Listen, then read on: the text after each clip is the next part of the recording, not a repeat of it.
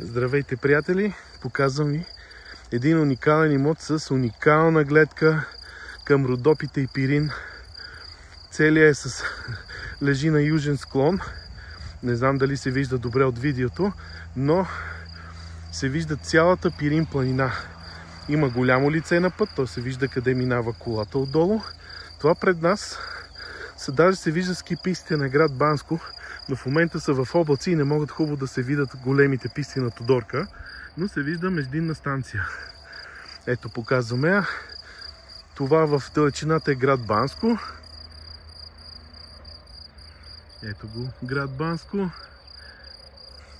От тук до Банско са може би около 5-6 км, специално до ски пистите на града. Вижте какви зелени полета имаме наоколо. Това пред нас са Родопи. Имаме страничен път, който ограничава имота. Това пред нас шосето е второстепенно шосе, което води за Разлог, а там отпред е големия околовръстен път, няколко стотин метра по-напред. Пак казвам, целият имот е с южна гледка, разположен е на южен склон. Тоест от тук ще имаме слънце през целия ден, от сутринта до обяд. Намирам се почти в средата на имота. Ето така ще го покажа. В близост има изградена луксозна къща. Ето тя се вижда от тук. Хубава едноетажна къща. Имаме комуникация, ток, вода в близост. Пътят е осветен, между другото, който е отдолу.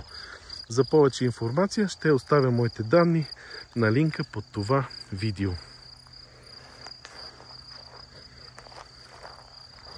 Тук ще покажа пътя, по който се изкачваме. Може би наклона не се вижда много добре, но имаме наклон. Така че тук трябва да се правят подпорни стени. Ето така отстрани ще го покажа. Днеска не е може би най-доброто време за снимки, защото не се вижда цялата планина. Но ето така показвам имота и ще го покажа и отстрани. Тук имаме големи дървета, които при желание могат да се запазят, защото са страхотни борове. И това е лицето на имота, който опира на този асфалтов път. Както казах, пътят е осветен. Много близо сме и до комплекс Катарино, между другото. За ориентир, може би на около километър от тук е Катарино, а пък може би на километър и половина.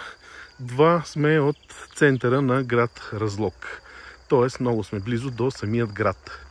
Място е изключително подходящо за построяването на еднофамилни къщи.